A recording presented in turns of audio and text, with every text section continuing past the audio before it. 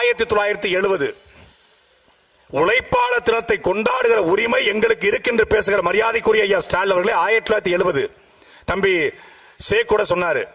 இதே திருப்பூர்ல இருந்து 15 கிலோமீட்டர் தொலைவில் 8 காசு இருந்த மின்சாரத்தை 10 காசாக உயர்த்திய 2 காசு உயர்த்தி விட்டார்கள் என்று மின்சார கட்டணத்தை குறைக்க போராடிய மாரப்ப கவுண்டர், ஆயி கவுண்டர், பெருந்தகை ராமசாமி, ஈரோடு ராமசாமி இல்ல, இது வேற நம்ம தாத்தா ராமசாமி என்று 3 பேருடைய நெஞ்சிலும் துப்பாக்கி கொண்டு பாய்கிறது.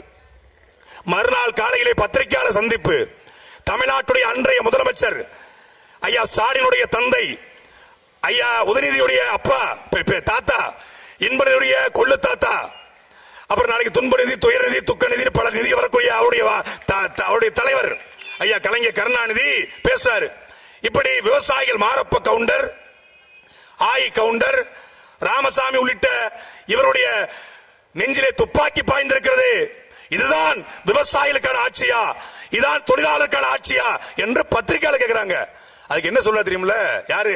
தொழிலாளர்களுக்கு விடுமுறை விட்ட, மேதின விடுமுறை விட்ட உழைப்பாளர் தினத்திற்கு உழைப்பாளர் சிலையை நிறுவிய ஐயா கலைஞர் சொல்றாரு, துப்பாக்கி எடுத்து சுட்டா கொண்டு வராம மல்லிகை பூவா வரும்.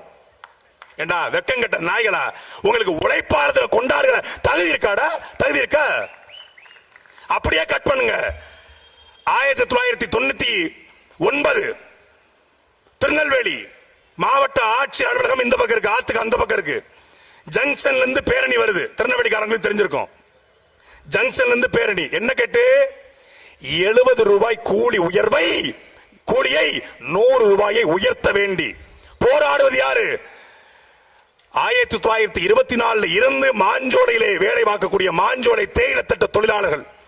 ஒரு Bombay company, Bombay trading corporation ஒரு பாம்பே கம்பெனி, மும்பை கம்பெனி, அவன் தான் கூலி தரணும். தமிழ்நாடு அரசு, தமிழ்நாடு அரசு அவன் பேசி கூலியை தரணும்.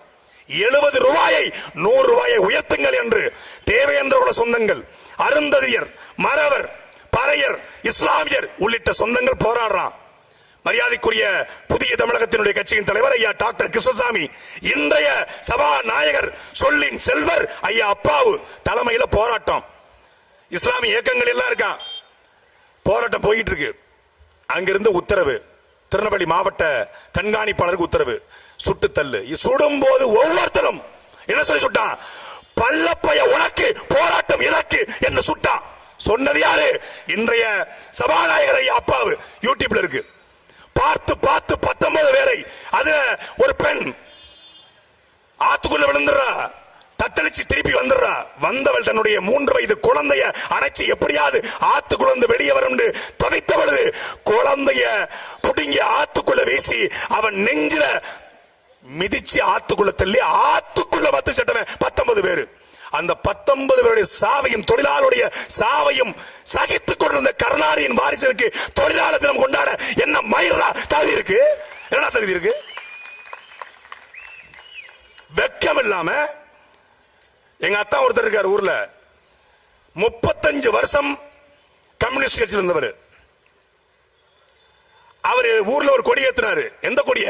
கம்யூனிஸ்ட் கொடி இறக்கிட்டு நம்ம கொடி ஏத்துறாரு. அண்ணன் சீமானவர்கள் வந்தாங்க எங்க ஊருக்கு. எங்க அம்மா பிறந்த ஒரு சிறுவைகுண்டம் தொகுதி ராமானுஜமுத்தூர்ல. அப்போ கொடி ஏத்தும் போது அவர் சொல்றாரு, நான் கம்யூனிஸ்ட்ல 35 வருஷம் இருந்தேன், இப்போ உங்ககிட்ட வந்துட்டேன் அப்படி ஆர்வத்தோட சொன்னாரு. அப்ப அண்ணன் கேட்டாரு, ஏன் வந்தீங்க?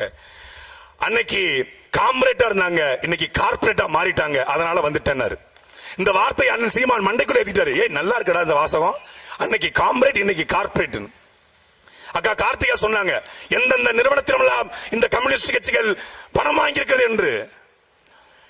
எலெக்ஷன் பாண்டுல, தேர்தல் பத்திரத்துல பாஜக, காங்கிரஸ், திமுக அடுத்தபடியாக இந்தியாவில் பல்வேறு முதலாளியம் கையேந்திய ஒரே கட்சி இந்த கேவலப்பட்ட கேடுகட்ட கம்யூனிஸ்ட்.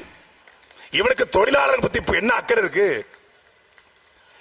1970 99 மட்டும் இல்ல, இப்போ சமீபத்தில் ஸ்ரீபெரும்புதூர்ல சாம்சங் தொழிலாளர்கள் போராட்டம். என்ன?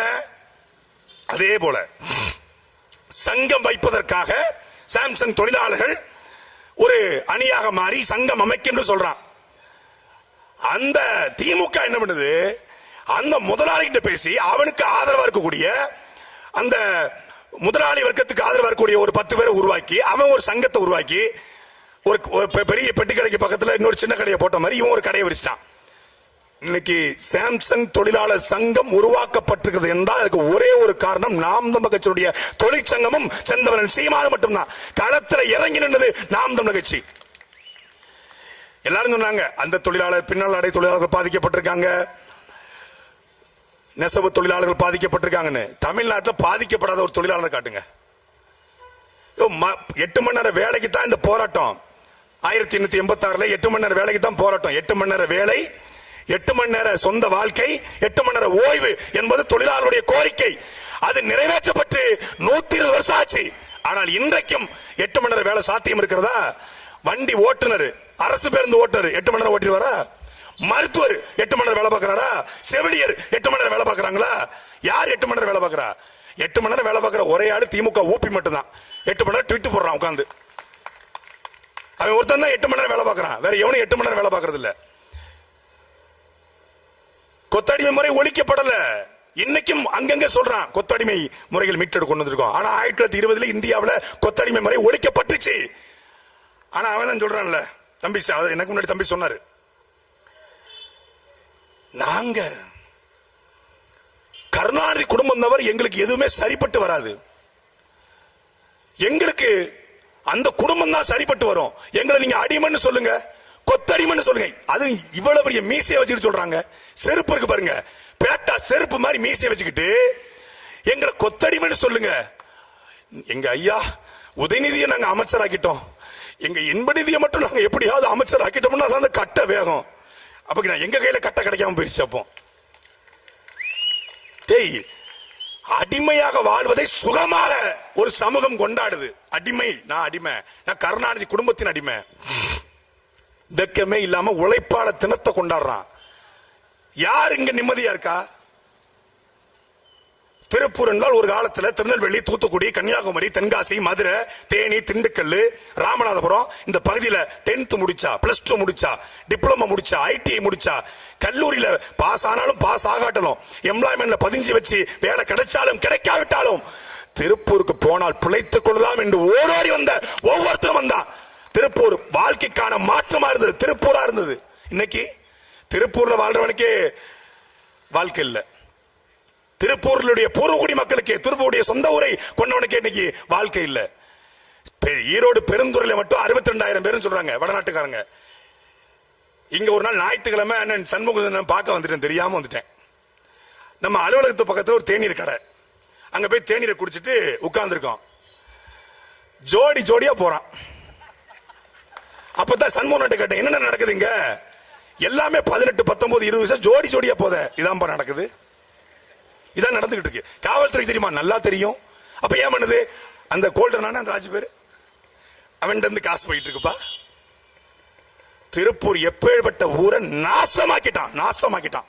15 ஆண்டுகள்ல, ரொம்ப இல்ல 15 வருஷத்துல திருப்பூரின் கலாச்சாரம் மாறி போச்சு.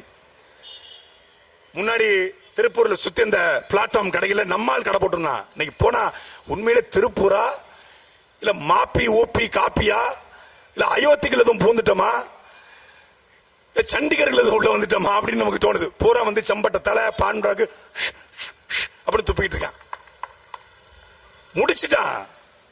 திருப்பூருடைய நொய்யல் 6 செத்து போச்சுன்னு பேசுறாங்க. 6 மட்டும் இல்லைங்க, திருப்பூரே செத்து போச்சு. திருப்பூர் செத்து கொண்டிருக்கிறது. கொஞ்சம் உயிர் இருக்கிற, கொஞ்சம் குறவலையில உயிர் இருக்கிற திருப்பூரை காப்பாற்றத்தான் உங்கள் பிள்ளைகள் நாங்கள் இந்த இடத்துல கூட்டம் போடுறோம். இந்த கூட்டத்தை போட்டு காப்பாத்திருவியா? நீங்க கேட்கலாம், யாரு காப்பாத்திருக்கணும்? சுப்பாராயன், அவர் இன்னோவா கார்ல ஆட்டிட்டு போறாரு, கால் ஆட்டிக்கிட்டு. அவருக்கு என்ன பிரச்சனை? அவருக்கு சொகுசு வீடு, தோட்டம், துறவு, உண்மையான கம்யூனிஸ்டா வாழ்ந்துகிட்டு இருக்காரு சுப்பாராயன். அவருக்கு அந்த கவலை எல்லாம் கிடையாது. அவருக்கு வடநாட்டுக்காரன் வந்தானே, திருப்பூர்காரன் வந்தானே, திருநெல்வேலிக்காரன் வந்தானே, எந்த கவலையும் இல்ல. கமிஷன். ஒரு காலத்துல கம்யூனிஸ்ட் ஒரு இடத்துல கூட்டம் போடுறாங்கன்னா முதலாளி பயப்படுவான். யோ கூட்டு பேசுங்கயா, யோ கம்யூனிஸ்ட் பேச முடியாது, அவன் மண்டக்கருக்கு பிடிச்சவன்யா, அவன்கிட்ட வந்து பேசவே முடியாதும்மா. இன்னைக்கு கம்யூனிஸ்ட் ஒரு இடத்துல போஸ்டர் ஒட்டுறான்னா கம்பெனிக்காரன் டீல் பேஸ்டான்னு அர்த்தம். கம்யூனிஸ்ட்காரன் கூட்டம் போடுறான்னா டீல் முடிஞ்சிச்சுன்னு அர்த்தம். கம்யூனிஸ்ட்கார கூட்டத்தை கழிச்சு சேர் எடுத்தோம்னா காசு அங்க பரிமாறப்பட்டு அர்த்தம். முடிஞ்சு, சோழி முடிஞ்சு. ஏன்னா நான் பட்டவன். இதே திருநெல்வேலி தூத்துக்குடி மாவட்டத்தில் ராமானுஜபுரத்துல ஒரு நிலத்துக்காக எங்க ஆச்சி, எங்க மாமன், சித்தப்பன், பெரியப்பா எல்லாம் என்ன பண்றாங்க, போராட்டம் பண்றாங்க. அது இன்னைக்கு புல முழுக்க திமுக தானே, திமுக குடும்பம் தானே. திமுக வரல, எப்போதும் போல வரல, வழியே இல்லை. கம்யூனிஸ்ட் வந்தா சரியா இருக்கும். கம்யூனிஸ்ட் தான் இதுக்கு சரி. முதலாளியுடைய குறவழியை கடிச்சிருவாங்க கம்யூனிஸ்ட் போனாங்க. போனது 20 ஏக்கருக்கு. 20 ஏக்கருக்கு பிரச்சனை. ஒரு முதலாளி கூடயும் எங்க குடும்பத்தோடையும் போய் சிறுவைகுண்டத்தில் ஆர்ப்பாட்டம். நான் சின்ன பிள்ளை, 8வது படிச்சுட்டு இருக்கேன், பார்த்துட்டே இருக்கேன் டவுசரை போட்டுக்கிட்டு. அப்படி நடக்குது போராட்டம். 2.5 வருஷமா நடக்குது. எக்ஸல் சூப்பர்ல வந்து அந்த கம்யூனிஸ்ட் கட்சியுடைய ஒன்றிய செயலாளர் சத்தியமா சொல்றேன், டாடா சுமோல போனாருங்க 2 வருஷத்துல. 2 வருஷத்துல போனா டிவிஎஸ் 50 வச்சிருந்த எங்க மாமன் சைக்கிளுக்கு மாறினா. புரிஞ்சிச்சுல? கம்யூனிஸ்டுடைய தியாக மனப்பான்மை புரிஞ்சிருக்குமே. ஏன்னா போய் சொல்லல, ரெக்கார்டு பத்திரிகை செய்தி வந்திருக்கு. எங்க ஆட்சி கிணத்துக்குள்ள வந்து தற்கொலை பண்ண போய் காப்பாத்தி அப்புறம் கம்யூனிஸ்ட் வந்து காப்பாற்ற பண்ணாங்க. இது ஒரு எக்ஸாம்பிள், எடுத்துக்காட்டு. திருப்பூருக்கும் அத நிலைமை, ஈரோட்டுக்கும் அத நிலைமை, கோயம்புத்தூர்லயும் அத நிலைமை. கம்யூனிஸ்டுகள் செத்து போயிட்டான். அவன் உண்மையா கம்யூனிஸ்ட் உயிரோட இருந்திருப்பான்னா, கேரளாவில இருந்து நாயை கொண்டு விடுகிற, கேரளாவில இருந்து குப்பையை கொட்டுகிற கேரளா முதலமைச்சர் பார்த்து, ஏன் மண்ணடா இது, எப்படா நீ நாயை விடுவ, எப்படா நீ குப்பையை கொட்டுவ, எப்படா மருத்துவ கழிவை போடுவன்னு ஒரு கம்யூனிஸ்ட், ஒரு சிவப்பு கொடி பிடிச்ச ஒரு மான தமிழன் ஒருத்தன் கேட்கலையே. காம்ரேட் பினராயி விஜயன் நாயை கொண்டு விடுறாரு, திருநாய. இங்க ஏற்கனவே திருநாய் அதிகமா இருக்கு. நான் திமுக காரங்க சொல்லல, பொதுவா சொல்றேன். திருநாய் தமிழ்நாட்டில் அதிகம். ஏன்னா தமிழ்நாடு அரசு திருநாய்களை கட்டுப்படுத்த 4000 கோடி ரூபாய் ஒதுக்கி இருக்கு. எந்த திருநாய் நீ திருப்பி கேட்கறீங்க பாருங்க. திருநாய்ங்க நிறைய தொல்லை தாங்க முடியல. திருநாய்கள் இன்னைக்கு எல்லா துறையிலும் இருக்கு, காவல்துறையில கூட இருக்கு. அதான் ஐ மீன் மோப்ப நாய்கள். திருச்சியில ஒரு மோப்ப நாய் இருக்கு, அருமையான நாய்.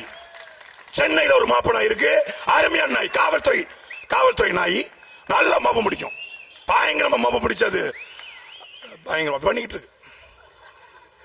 சேட்டை வழக்கு போட்டா, காரை உடைச்சா, செல்ல களவண்ட ஆடியோ ரிலீஸ் பண்ணா பயந்துருவாங்க, மிரட்டுவாங்க. டேய், என்ஐஏவே பார்த்துட்டு உட்கார்ந்துருக்கோம்ல. என்ஐஏ இந்தியாவினுடைய உச்சபட்ச புலனாய்வு அமைப்பு. என்ஐஏ தொட்டு எவனாவது உள்ள வந்திருக்கானா? வந்தா என்ஐஏ வந்தார்கள். என்ஐஏ வந்ததுனால எங்களுக்கு சோதனை வந்தால நிரூபிக்கப்பட்டது யாரு? நாம் தமிழர் கட்சியுடைய தம்பிமார்களும் நாம் தமிழர் கட்சியும் நிரூபிக்கப்பட்டது. நாங்கள் இந்தியாவுடைய அரசியலமைப்பு சட்டத்துக்கு உட்பட்டு, இந்திய தேர்தல் ஆணையத்துக்கு உட்பட்டு ஜனநாயக கட்சி கட்டும் என்பதை என்னைய சோதனை போட்டு நிரூபிச்சுட்டு போயிட்டாங்க. இவங்க வழக்குக்கு போட்டு பேசினா வழக்கு போட்டுருவாங்க. பேசினா வழக்கு போட்டுறோம். அப்புறம் என்ன சுதந்திரம்? எப்படி மீம் போட்டா பாம் போட்ட மாதிரி கைது பண்றது. பேஸ்புக், ட்விட்டர், இன்ஸ்டா, யூடியூப் பேசினா வழக்கு. சுதந்திரத்தை கொண்டாடுவாங்க. கோட்டையிலே முதலமைச்சர் கொடியேற்றினார். என்னடா கொடியேற்றிய? சுதந்திரமே இல்ல, பேச்சு இல்ல, எழுத்து இல்ல, எதிரியும் இல்ல. ஆனால் சுதந்திர தினம் அதே மாதிரிதான். அம்மாவை பட்டினியா போட்டுட்டு ஹாப்பி மதர்ஸ் டே அப்படின்னு வாட்ஸ்அப் ஸ்டேட்டஸ். பொண்டாட்டிக்கு மல்லிப்பூ கூட வாங்கி கொடுக்க மாட்டான், பொண்டாட்டியை மதிக்க மாட்டான், பொண்டாட்டியை அடிப்பான். Happy women's day. குழந்தைகளை படிக்க வைக்க மாட்டான், குழந்தைகளை அடிச்சு வேலை வாங்கி அதுல குடிப்பான். Happy children's day. உழைப்பாளர் ரத்தத்தை வேர்வையா உறிஞ்சுவான், மாஞ்சோலை தேடத்தொழில் தொழிலாளர்களை கொல்லுவான், விவசாயிகள் மீது குண்டர் சட்டம் போடுவான். மே தினம் மாயிர புடுங்கின தினம். உனக்கு என்ன கேடு? செய்யாறுல சிப்காட் தொழிற்சாலை எதிர்த்து போராடிய 19 விவசாயிகள் மீது குண்டர் சட்டம் போட்டதை இந்த மண்ணில் இருந்த மானமுள்ள கம்யூனிஸ்ட் என்கிற கம்யூனிஸ்ட் கண்டித்தீர்களா? அவர் என்ன கண்டிச்சவன் யாரு? இந்த நிலத்துல ஒரே தலைவன், ஒரே ஆண்மகன், பிரபாகரனுடைய பிள்ளை எங்கண்ணன் செந்தவனன் சீமான் கண்டிச்சாரு. போறா குண்டாச 5 நாள்ல ரிவோக் பண்ணான். குண்டாச உடைச்சு வெளியே வந்தாங்க விவசாயிகள். இன்னைக்கு கிட்டத்தட்ட 1000 நாட்களாக சென்னை ஸ்ரீபெரும்புதூர் பக்கத்தில் பரந்தூர்ல 1000 நாட்களாக விவசாயிகள் போராடுறான். அவன் உனக்கு தொழிலாளர் இல்லையா? அவன் உனக்கு உழைப்பாளி இல்லையா? அவனுக்கு மேதினம் கிடையாதா? அப்புறம் என்ன மேதினம்? என்ன தினம்? 1000 நாளா போடுவாயா? என்னத்துக்கு? என்னுடைய கோவில், என்னுடைய பள்ளிவாசல், என்னுடைய வழிபாட்டு தலம் 1000 ஆண்டுகளாக என் தாத்தனும் பூட்டனும் பாட்டனும் வாழ்ந்த நிலத்தை ஏரோட்டும் நிலத்தில் ஏரோப்ளேன் ஓட்ட விட மாட்டோம் என்று போராடுகிற அவனுக்கு ஒரு அடிப்படை குரல் கொடுக்காம மத்திய அரசு விமான நிலையம் தான் கட்ட சொல்லுது. அது பரந்தூர்ல கட்ட சொல்லல, அது மத்திய அரசே சொல்லுது. நிர்மலா மாமியே சொல்றாங்க, நாங்க விமான நிலையம் தான் கட்டோம், பரந்தூரை கேட்கல. பரந்தூர் தான் வேணும், பரந்தூரை தான் தருவோம், பரந்தூரை எடுத்துக்கோங்க. ஏன் இவன் ஏன் பரந்தூர்ல இவ்வளவு குறியா இருக்குன்னு பார்த்தா, பக்கத்துல ஒரு 3000 ஏக்கர் சொந்தக்காரன் லேண்டு. யாருக்கு? அப்பாவுக்கு. எங்க அப்பாவுக்கு இல்ல, நம்ம அப்பாவுக்கு. அதனால இந்த 2000 ஏக்கரை 3000 ஏக்கரை போனி பண்ணணும்னா இந்த 5000 ஏக்கரை பரந்தூர் கொடுக்கணும். இவங்க மேதின வாழ்த்து. நான் கூட இன்னைக்கு சத்தியமா அன்பத்தின மேல அண்ணன் மேல சத்தியமா சொல்றேன், சோப்பு சட்டை போட்டு நினைச்சேன்.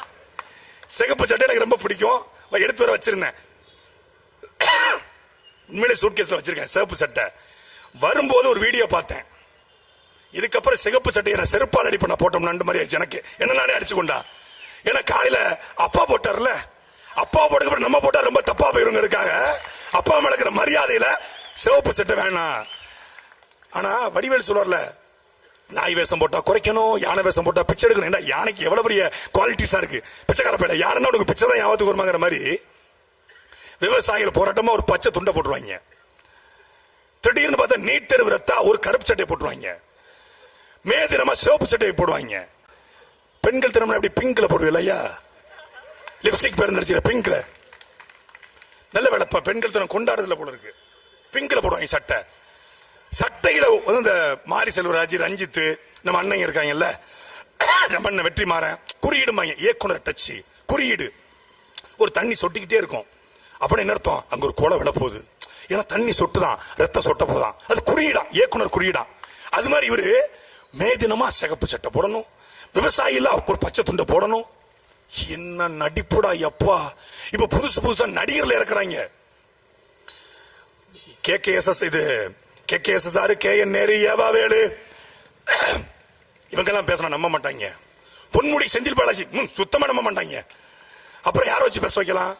பிரசன்னா ராஜீவ்காந்தி வச்சு காரி துப்பிட்டு போயிருவாங்க நல்லாச்சுன்னு சொல்றதுக்கு. அப்ப என்ன பண்ணுவோம்? யோகி பாபா கூப்பிடுவோம், வடிவேல கூப்பிடுவோம், தம்பி ராமையாவை கூப்பிடுவோம். அப்புறம் சன்னி லியோனை கூட கூப்பிட்டு பேசுங்கடா.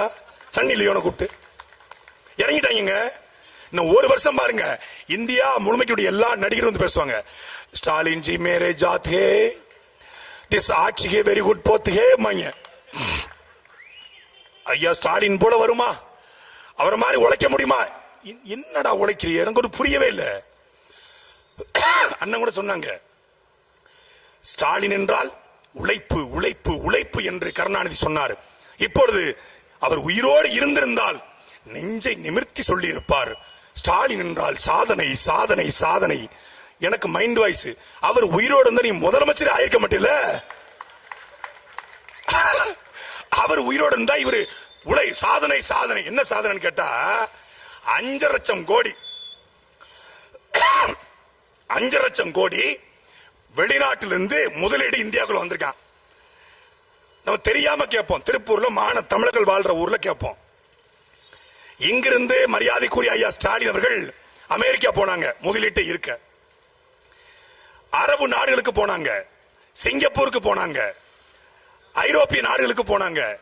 நான் கேட்கிறேன், திருப்பூர்ல முதலாளியே இல்லையா? திருப்பூருக்கு ஏன் ஒரு முறை கூட வரல?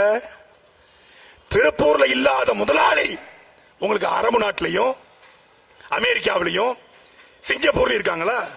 திருப்பூர் முதலாளிட்ட கூப்பிட்டு உனக்கு என்னையா பிரச்சனை? அந்நிய செலாவணியாக நீ இவ்வளவு ஈட்டி கொடுக்குற, உனக்கு என்ன பிரச்சனை? நூல் விலை அதிகமாயிருச்சா? இங்க இருக்கக்கூடிய வேலை வாய்ப்புக்கு ஆள் இல்லையா? என்னைக்காவது ஒரு நாள் திருப்பூர்ல, கோயம்புத்தூர்ல, ஈரோட்ல ஒரு நாள் ஐயா பேசியிருப்பாரா? பேச மாட்டாங்க. ஏன்னா இந்த முதலாளிகளை மொத்தமா அழிச்சு முடிக்கிறதா அவங்களுடைய வேலையே. அதான் சீமான் ரொம்ப சிம்பிளா சொல்லுவாங்க, முதலமைச்சர் என்பவர் தமிழ்நாட்டுடைய புரோக்கர், பிரதமர் என்பவர் ஆல் இந்தியா புரோக்கர். அவ்வளவுதான். புரோக்கர்கள், தரகர்கள். தரகருக்கும் புரோக்கருக்கும் ஓட்ட போட்டுட்டு நூல் விலை ஏறி போச்சு, நூலே கிடைக்கல, குஜராத்ல இருந்து வருது, குஜராத் முதலாளி உள்ள வந்துட்டான், வடநாட்டுக்காரன் உள்ள வந்துட்டான். உள்ள கொண்டு வரதே அவன் தான். உன்னை அடிமையாக்கிட்டான், கூலி அடிமையாக்கிட்டான், கொத்தடிமையாக்கிட்டான், உழைப்புல இருந்து வெளியேற்றிட்டான். தமிழர்கள் உழைக்க தெரியல, தமிழர்கள் சோம்பேறி ஆயிட்டான், தமிழர்கள் சரக்குக்கு மயங்கிட்டான், போதைக்கு மயங்கிட்டான். மணி வேற 9:45 ஆயிருச்சு. எனக்கு இல்ல, பல பேர் 9 மணிக்கு மேல நிக்க மாட்டாங்க கூட்டத்தில். இன்னைக்கு லீவா? ஓ, அதனால தானா? அப்ப சரி. கடை மட்டும் லீவா இருக்கும், பக்கத்து பூக்கடையில பெட்டி கடையில அது ஓடிக்கிட்டு இருக்கும். உழைப்புல இருந்து வெளியேற்றி ஒவ்வொருத்தரையும் குடிகாரனாக இந்த அரசு மாத்திருக்கு, குடி நோயாளியா மாத்திருக்கு. ஒரு அரசு, அந்த அரசு நடத்துற கட்சியினுடைய கட்சி கூட்டத்தில் வெளிப்படையா பீர் பாட்டில் தூக்கி வச்சுட்டாங்க. வெளிப்படையா உங்களுடைய குவார்டர் கோழி பிரியாணி, இப்ப சோறு பீர் கேட்டா, ஏன் வெயிலுக்கு எதமா நாங்க கூலிங் பீர் கொடுக்க கூடாதா? அது கூட ஒரு கழக ஆட்சியில ஒரு கழக உறுப்பினருக்கு, கழக ஊப்பிக்கு ஒரு பீர் குடிக்க உரிமை இல்லையான்றான். கடையை திறந்து வைக்கிறான், அவன் பீர் குடிக்க தான் செய்வான், அவன் கோட்டை அடிக்க தான் செய்வான். ஏன்னா மாத்திட்டான். ஒரு சமூகத்தை குடி சமூகமாக, குற்ற சமூகமாக மாத்திர எல்லா வேலையும் விட்டுவிட்டாச்சு. இதை சொன்னா தமிழ்நாடு அரசினுடைய உண்மை சரிபார்க்கும் குழு, நான் ஈரோடு கூட்டத்தில் பேசுறதுக்கு சரிபார்த்து போடுறான். நான் என்ன சொன்னா, கடந்த 2021 2024 வரைக்கும் 22,000 விபத்துகள் நடந்திருக்கு. அந்த விபத்துகள்ல பெரும்பான்மையாக மது குடித்து நடந்தால் ஏற்பட்ட விபத்துகள் என்று மத்திய அமைச்சர் சொல்லியிருக்காரு அப்படின்னு சொல்றேன். இல்ல, அதுல பாத்தீங்கன்னா 1532 பேர் தான் மதுனால செத்துருக்காங்க. மீதி இருக்கக்கூடியவங்க மது குடிச்சிட்டு ஆக்சிடென்ட் ஆகி உயிர் பொழைச்சிட்டாங்க. எப்படி செத்தது 1532, உயிர் பிழைச்சது 4000. உயிர் பிழைச்சு கை போனவன், கால் போனவன், அது நடப்பணம் தானே. தமிழ்நாட்டில் நடைபெறக்கூடிய பெரும்பான்மையான விபத்துகளுக்கு காரணம் மது. ஒரு வருஷத்துக்கு 50,000 கோடி ரூபாய் வருமானம். கால்நடைத்துறை நஷ்டத்துல போகுது, பால்வளத்துறை நஷ்டத்துல போகுது, போக்குவரத்துறை நஷ்டத்துல போகுது, பள்ளிக்கல்வித்துறை வருமானம் இல்ல நஷ்டத்துல போகுது, சிறைத்துறை நஷ்டத்துல போகுது, வேளாண் துறை நஷ்டத்துல போகுது. லாபத்துல ஓடுற ஒரே துறை இந்த டாஸ்மாக் மட்டும்தான். அந்த டாஸ்மாக்ல மட்டும்தான் இந்த அரசாங்கம் பாஸ்மாக் வாங்குது. அந்த டாஸ்மாக் ஊழியர்கள்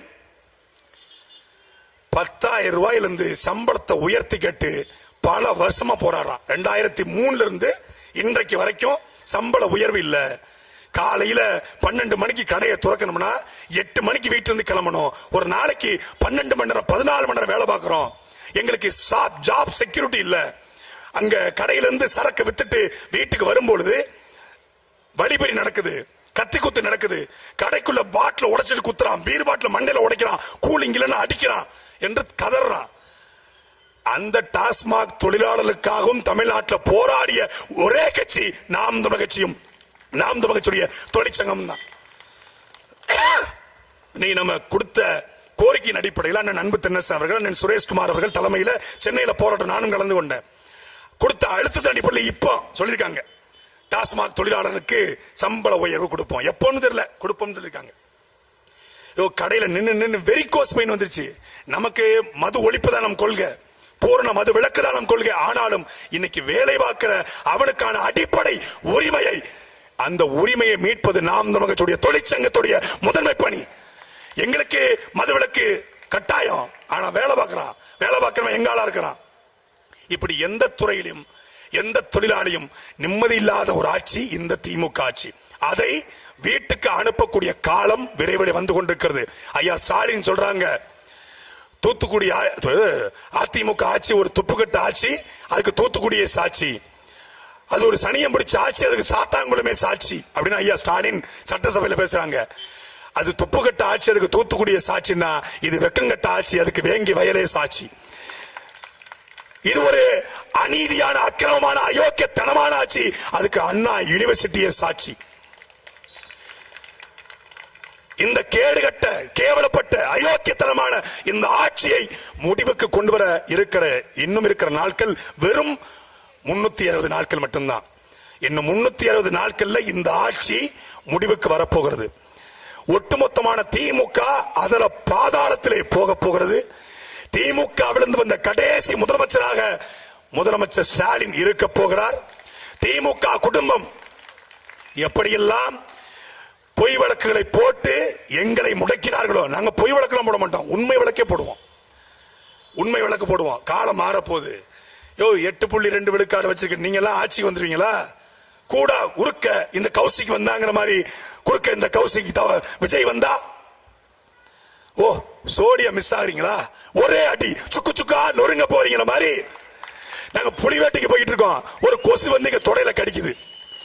புலிவேட்டைக்கு போகும்போது கொசுவை கடிச்சா நம்ம என்ன பண்ணுவோம்? கொசு உட்காந்து அடிப்போமா அப்படின்னு ஊதிட்டு போவோம். அது மாதிரி ஊதி தள்ளிட்டு போயிட்டே இருப்போம். கொள்கையற்ற கோட்பாடற்ற. நான் சத்தியமா சொல்றேன், ஒரு கட்சியில யாராவது ஒருத்தர் பேச்சாளர் இருப்பான். ஒரு கட்சியில் இருக்கிற எல்லாரும் பேச்சாளர் இருக்கிற ஒரே கட்சி அது நாம் தமிழர் கட்சி மட்டும்தான். தலைவர்கள் பேசுவதை சமீபத்தில் நீங்க பார்த்திருப்பீங்க. எங்க அண்ணன் ஸ்ட்ரிக்ட்டா சொல்லிருக்காங்க, டேய் சில பேர் பேரை மேடையில பேசாதன்னு சொல்லிருக்காங்க, அதனால பேசல. தலைவர்கள் பேசுறத மேடையில பார்த்திருப்பீங்க. தமிழ்நாட்டில் சினிமாவை மட்டுமே புகழா நினைச்சுக்கிட்டு, சினிமாவை மட்டுமே ஆட்சியை பிடிச்சதெல்லாம் நினைச்சுக்கிட்டு சில பேர் வர்றான். 4 நிமிஷம் பேசுறதுக்கு 40 தடவை துண்டறிக்கைய பாக்குறான். நம்பிக்கைன்னு வாயில வரல. நமது அரசியல் என்பது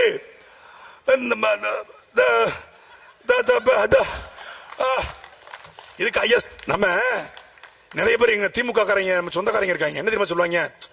என்னதான் இருந்தாலும் கலைஞர் நல்ல மனுஷங்க, ஸ்டாலின் மாதிரி கிடையாது. கலைஞர் அவர் ஒரு ஸ்ட்ரெயிட் ஃபார்வர்ட். நீ சொல்றது கலைஞருக்கு என்ன தெரியுமா சொன்னாங்க? என்னதான் இருந்தாலும் அண்ணா ஆட்சி மாதிரி வருமா? அண்ணாதான். கலைஞர் கொஞ்சம் அப்படி மேலோட்டமா இருப்பாப்ல. கலைஞர் போன உடனே இப்போ கலைஞர் ரொம்ப அவருக்கு பரவாயில்ல, இவருக்கு அவர் எவ்வளவு பரவாயில்ல. இவர் வந்த உடனே எடப்பாடி இருக்கும்போது 4 வருஷம் எடப்பாடி ஐயோ கொடுமன்னாங்க. என்னதான் இருந்தாலும் எடப்பாடி ஆச்சு கொஞ்சம் நல்லாச்சு தான்றாங்க. இப்போ சத்தியமா சொல்றேன், உதயநிதி வந்தார்னா நாமளே ஸ்டாலின் வாழ்க அவரை மாதிரி வருமா? 1000 தான் துண்டு சீட்டு பார்த்தாலும் அவர் துருப்பிடிக்காம பேசுவாருங்க. அவருடைய ஹேர் ஸ்டைல் அவருடைய அழகே அழகுங்க. அவர் நடந்து வந்தா கம்பீர சரத்குமார் மாதிரி இருக்குங்க. நம்ம பேசுவோம். உதயநிதி வந்தா நம்ம பேசுவோம். அது மாதிரி இப்போ இன்னொருத்தர் வந்து என்ன சொல்றாரு? ஸ்டாலின் துண்டு சீட்டு பார்க்கும்போது நம்ம துண்டு சீட்டு 2.0 நம்ம கிண்டல் பண்ணோம். அக்கா கார்த்திகால ரொம்ப கிண்டல் பண்ணாங்க. துண்டு சீட்டு இப்ப இல்ல, பொதுவா துண்டு சீட்டுமாங்க. அவரா துண்டு சீட்டு. இப்போ ஒண்ணு வந்திருக்காது A4 சீட்டு. அவராது 18 வயசுல ஒரு கட்சியை ஒரு இளைஞரணி ஆகி இளைஞரணி மாநாடு போட்டு துணை மேயர் ஆகி அப்புறம் செயல் தலைவராகி அப்புறம் துணை முதலமைச்சராகி தட்டு தடுமாறி பிரசாந்த் கிஷோருக்கு 3000 கோடியை கொடுத்து காலில் கையில விழுந்து சபரீசனுக்கு காலில் கையில விழுந்து எதையோ ஒண்ணு பண்ணி விட்டால கடிப்பேல வேலை பண்ணி திருமாவளவன் கம்யூனிஸ்ட் மினிஸ்டர் காலில் விழுந்து ஒரு வேலையை பார்த்து முதலமைச்சர் ஆனாரு. இங்க வந்த உடனே முதலமைச்சர் ஸ்ட்ரைட்டா no America no villain no comedian, ஸ்ட்ரைட்டா ஹீரோ. இந்த அமெரிக்க மாப்பிள்ளையா அதெல்லாம் ஆகாதுங்க, நம்ம வர்றோம் செய்யறோம் அப்படின்னு கிளம்பியிருக்காப்ல. 4 நிமிஷம் பேச்சுக்கு நாக்கு குளறுது. நான் எதுக்கு சொல்ல வந்தேன்னா, இன்னைக்கு தமிழ்நாட்டுக்குரிய ஒவ்வொரு அரசியல் கட்சியின் தலைவருடைய பேச்சை பாருங்க, ஒவ்வொரு கட்சியில கூடிய பொறுப்பாளருடைய பேச்சை பாருங்க. ஆனா சமூக வலைதளத்துல எவன் பேச்சாவது வருதா? திமுக எத்தனை பேச்சா இருக்கான்? ஒருத்தன் பேச்ச யாருக்கா கேட்டிருக்கீங்களா? இன்ஸ்டாகிராம்ல, பேஸ்புக்ல, ட்விட்டர்ல ஒருத்தன் பேச்ச பார்க்க முடியாது. எவனும் பேசவும் தெரியல, பேசவும் மாட்டான். அதிமுக செத்துருச்சு. 2 இலை அப்படி இருந்துச்சு, அத ஆடு தின்னுகிட்டு இருந்துச்சு. தண்டு மட்டும் இருந்துச்சு. தண்டுல இலை முளைக்குன்னு பார்த்தா தண்டுல தாமரை முளைச்சிருக்கு. 2 இலைய தின்னுச்சு. தண்டுல என்னடா இலை, இது என்னடா? ஓ இது தாமரை இலைய போய் அப்படின்னு இப்பதான் தெரியுது. அது சோழிய முடிச்சிருச்சு. தாமரை வளர்ந்த குளம் உங்களுக்கு தெரியும்ல? தாமரை வளர்ந்த குளம் பார்த்திருப்பீங்க ஊர்ல. தாமரை எந்த குளத்துல வளரும்? எந்த குளத்துல சேர் அதிகமா இருக்கோ, எந்த குளத்துல புழுக்களும் எந்த குளத்துல இருக்கோ அந்த கொடூரமா ரொம்ப கொடூரமா அந்த குளத்துல தாமரை முளைக்கும். இப்ப தாமரை அண்ணா அறிவாலயம் அது பேரு அவங்களுடைய அதிமுக அலுவலகத்துல முளைச்சிருக்கு. அது நம்ம முடிஞ்சிருச்சு. அதை அவங்களே முடிச்சுக்குவாங்க. நம்ம ஹச் ராஜாவும் மாமா நைனா நாகேந்திரமே அந்த வேலையை செம்மனை செஞ்சிருவாங்க. அது நமக்கு வேலை மிச்சம். அதனால விட்டுறலாம். நமக்கு ஒரே எதிரி, இந்த இனத்தின் எதிரி, இந்த இனத்தை அழித்தொழித்த எதிரி, தொழிலாளருடைய விவசாயிகளுடைய வாழ்க்கையை நாசமாக்கிய ஒரே எதிரி திராவிட முன்னேற்ற கழகம். போர் கருணாநிதி மகன் ஸ்டாலினுக்கும் பிரபாகரன் பிள்ளை சீமானுக்குமான சண்டை இந்த தேர்தல் களம். ஒரு வருஷம் அவங்க எல்லாத்துக்கும் மார்ச் மாசம் தேர்தல் பரப்புற நாங்க இப்பவே தொடங்கிட்டோம். திருப்பூர்ல தொடங்கிட்டோம். இன்னும் சின்ன ஒரு 10 நாள் உறுதியாயிரும். சின்ன வந்ததுக்கு அப்புறம் எங்களுடைய வேட்டை வேற மாதிரி இருக்கும். இதுவரைக்கும் தேக்கி வைத்திருந்த, எப்படி 7ஆம் அறிவு படத்துல சூர்யா மொத்த சக்தியும் திரட்டி போதி தருமனாக மாறி வில்லனை வீழ்த்துவாரோ, அப்படி மொத்த சக்தியும் திரட்டி இந்த திமுக